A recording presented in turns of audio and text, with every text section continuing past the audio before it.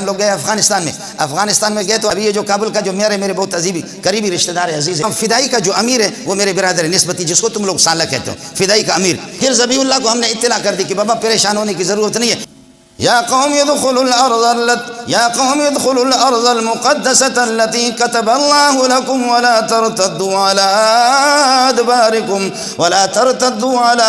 ادباركم فتنقلبوا خاسرين۔ اے میری قوم، جہاد کو جو چھوڑے گا، جہاد کا انکار کرے گا، وہ خاسر بھی ہوگا۔ علی اعقابکم کی تعبیر قرآن مرتد کے لیے کہتے ہیں، مرتد بھی بن جاؤ گے۔ اس لیے طلبہ سے گزارش ہے، جہاد تو آپ بھی نہیں کر سکتے، میں بھی نہیں کر سکتا، میرے لیے جہاد ہم کیا کریں گے؟ اس لیے کہتے ہیں کہ جی جہاد والی چیز تو بہت اچھی ہے، لیکن سالے جان سے مار دیتے ہیں۔ یہ شہادت اور شہادت، یہ جہاد بہت اچھی چیزیں ہیں، لیکن یہ کہ شہادت ایسی چاہیے جس میں آدمی کمرے میں بیٹھ کر آئس کریم کھائے، یہ ظالم جان سے مار دیتے ہیں۔ تو ایسی شہادت تو کبھی نہ آسمان نے دیکھا، نہ یہ ہے کہ کبھی زمینوں نے دیکھی۔ آپ بات سمجھ رہے ہیں؟ یہ جماعت موسیٰ علیہ السلام سے لے کر کے الی سیدنا محمد ابن عبداللہ علیہ السلام، ان کا کام کیا ہے؟ ان کا کام اللہ کا بھلا کریے ہے کہ کیا ہے؟ ان کا کام یہ ہے کہ سامنے والے کو توحید بتائیں گے، مان لو، نہیں جہاد لسانی بھی ہوگی، تلوار سے بھی جہاد۔ اب پہلی جماعت ہماری تبلیغ والے، وہ ماشاءاللہ حکم بیان کرتے، کوئی نہ مانے لیکن تبلیغ والے کچھ نہیں کرتے۔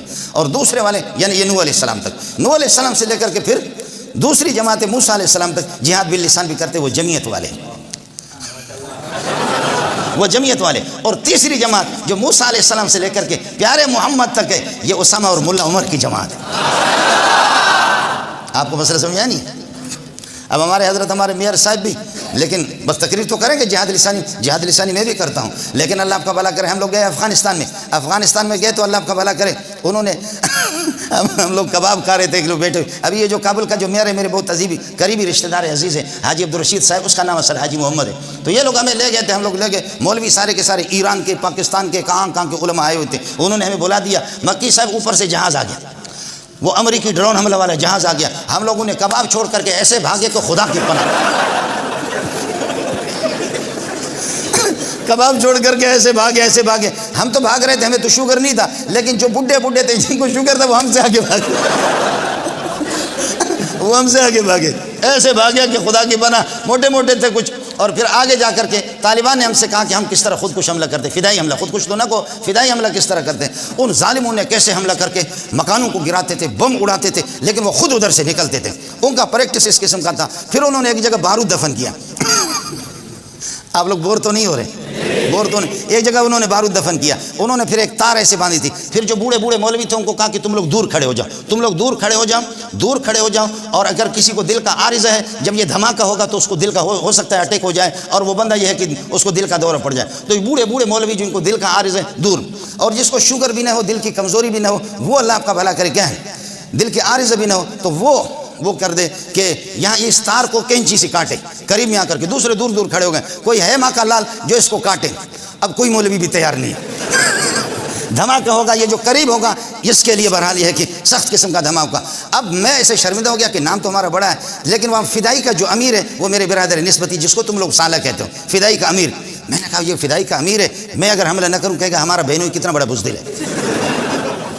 اب مسئلہ یہ ہو گیا کہ وہ خود برادر نسبتی فدائی کے امیر ہے، میں کیا کروں؟ لہذا اللہ آپ کا بھلا کرے، میں نے کہا جی مجھے شوگر بھی نہیں ہے، مجھے دل کا عارضہ بھی نہیں ہے، میں کر لیتا ہوں۔ کینچی انہوں نے دے دی، بس یہ کہ میں نے آخر جا کر آنکھیں بند کر کے میں نے کہا یا اللہ، بیوی بچوں سے رخصت بھی نہیں کیا، بیوی بچوں سے رخصت بھی نہیں کیا، لا الہ الا محمد رسول اللہ، وہ ہو گیا دھماکہ ہو گیا۔ او دور ایک باتھ روم میں ہمارا ایک موٹا سا مولوی صاحب تھا، وہ غریب گیا ہوا تھا باتھ روم میں، اس نے سمجھا کہ امریکہ نے بمباری کی، اس نے سمجھا کہ امریکہ، اس نے استنجا بھی نہیں کیا، نعرہ لے کر ایسا بھاگا۔ بعد میں مجھے کہتا ہے او مولوی منظور بے غیرت، خدا تجھے غرق کرے بے غیرت، میرا شلوار خراب ہو گیا، کہتا ہے خدا تجھے غرق کرے بدبخت آدمی۔ میں ابھی بات ختم، آپ سمجھے؟ تو عرض کر رہا تھا پہلی جماعت تبلیغ والی جماعت ہے، الحمدللہ کام کر رہے، اور دوسری جماعت بھی ہماری، وہ اللہ آپ کا بھلا کرے، کون سی ہیں؟ جمعیت علماء اسلام ہے، جہاد باللسان کر رہے، بہت بڑی بات ہے۔ تیسری جماعت میں نے عرض کیا وہ بہت مشکل ہے، وہ میں بھی اللہ کا بھلا کریے کہ اسامہ کا ابا ہوں، میرا بیٹا اسامہ بھی ہے، میں بھی اللہ کا بھلا کریے کہ کیا ہے اسی طریقہ پر کیا کہتے ہیں ایمن الظواہری، میں اس کا ابا ہوں ایمن الظواہری۔ اب یہاں سے ہمارے ساتھی اساتذہ حج کرنے کے لیے گئے، میں بدبخت اس سفر رہ گیا، مکی صاحب نے بھی ہمیں بلایا نہیں، تو وہ بہت بڑے آدمی ہے، اس نے بلایا نہیں، تو طالبان کے ذمہ دار وہاں آئے تھے، تو طالبان کے ذمہ دار کہہ رہے تھے ہم تو آئے حج کرنے کے لیے بھی آئے، ہم نے سنا بھائی منظور آ رہا ہے، منظور کی زیارت کریں گے، لیکن منظور کا حج منظور نہیں ہوا، منظور کا حج منظور۔ تو انہوں نے کہا کہ کتنے بیٹے ہیں؟ ذبیح اللہ مجاہد نے پوچھا، تو وہاں ہمارے اساتذہ گئے تھے، تو انہوں نے کہا کہ جی مولوی منظور کی 9 بیٹے ہیں۔ کہا کسی کا نام عمر ہے یا نہیں ہے؟ کہا کہ جی عمر کسی کا نام نہیں ہے۔ انہوں نے کہا ہم اس سے اتنی محبت کرتے ہیں، ایمن بھی نام رکھا ہے اور اسامہ بھی نام رکھا ہے، عمر کسی کا نام رکھا نہیں ہے۔ پھر ذبیح اللہ مجاہد نے ان کو بتایا، ذبیح اللہ مجاہد نے ہمارے اساتذہ کو کہا ابھی تم لوگوں نے دیکھا کہ شدید گرمی میں طواف کر کے آ گیا تھا، انہوں نے کہا خدا کی قسم یہ طواف ہم نے مولوی منظور کے لیے کیا، لیکن یہ کہ مولوی منظور نے عمر کسی کا نام کیوں نہیں رکھا؟ اسی ہفتے میں میرا بیٹا پیدا ہوگا، اس کا نام عمر رکھ دیا۔ میں نے کہا اب بولو، آگے ملا داد اللہ بھی آئے گا اور عمر آ گیا۔ پھر ذبیح اللہ کو ہم نے اطلاع کر دی کہ بابا پریشان ہونے کی ضرورت نہیں ہے، ملا عمر دوبارہ زندہ ہو گیا، ملا عمر واپس میدان پر آ گیا۔ آپ کو اب بتاؤ کون سے لوگ یہ ہے کہ پہلی جماعت میں؟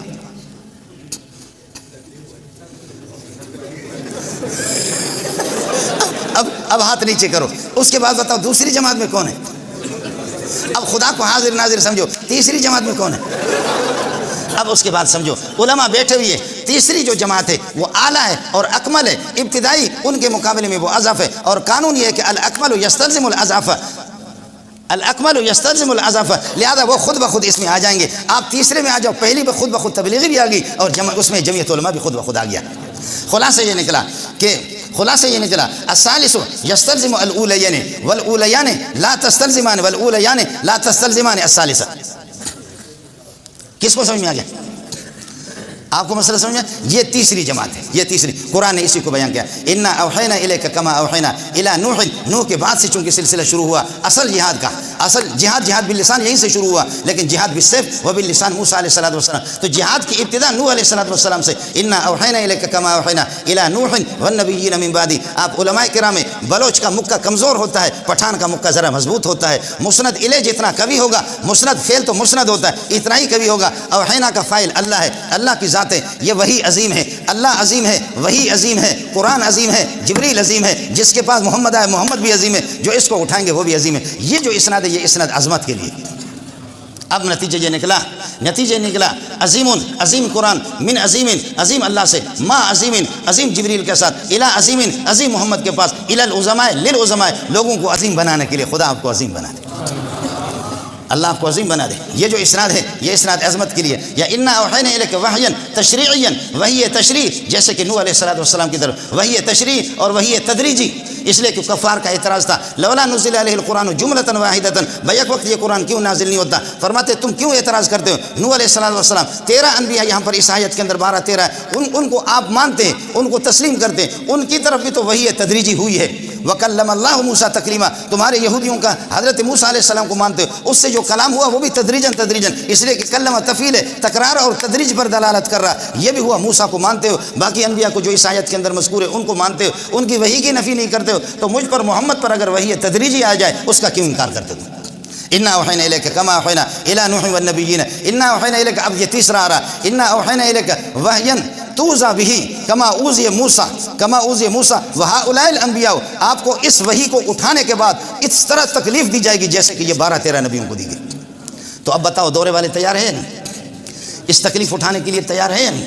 ہمیشہ مجھے کسی نے ٹیلی ویژن والے ایک دفعہ آگے انہوں نے کہا سارے علماء دیوبند کے پیچھے پڑے ہوئے، جماعت اسلامی کے پیچھے بھی اتنے نہیں ہے، بریلویوں کے پیچھے اتنے نہیں ہے، اہل حدیث حضرات کے پیچھے نہیں ہے، کتوں کے پیچھے بھی حکومت نہیں ہے، بتوں کے پیچھے نہیں ہے، ابسو کلہم اجمعون، ان کو کچھ بھی نہیں، کوئی نہیں کہتا، سارے تمہارے دیوبندیوں کے پیچھے پڑے ہوئے، تو دیوبندی تم گندے ہو۔ میں نے کہا ہم گندے نہیں ہیں، لیکن کسی علاقے کے اندر لومڑی جتنے بھی آ جائے، گیدڑ آ جائے تو پٹھان ہتھیار اٹھا کر کے لومڑی گیدڑ کے پیچھے نہیں بھاگیں گے، لیکن جب شیر آ جائے تو سارے کے سارے پریشان ہوتے ہیں۔ پھر یہ کہ چیتا آ جائے، شیر آ جائے تو ہتھیار اٹھائے۔ علماء دیوبند شیر ہے، ہم سے سب خوف زدہ ہے۔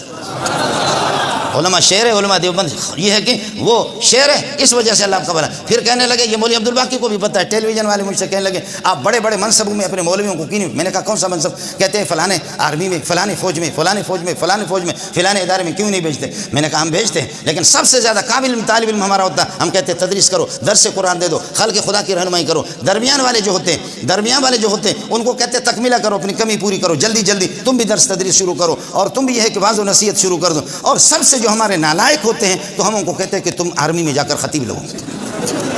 حقیقت ہے، آج اس طرح آپ دیکھ رہے پریشان ہو گئے۔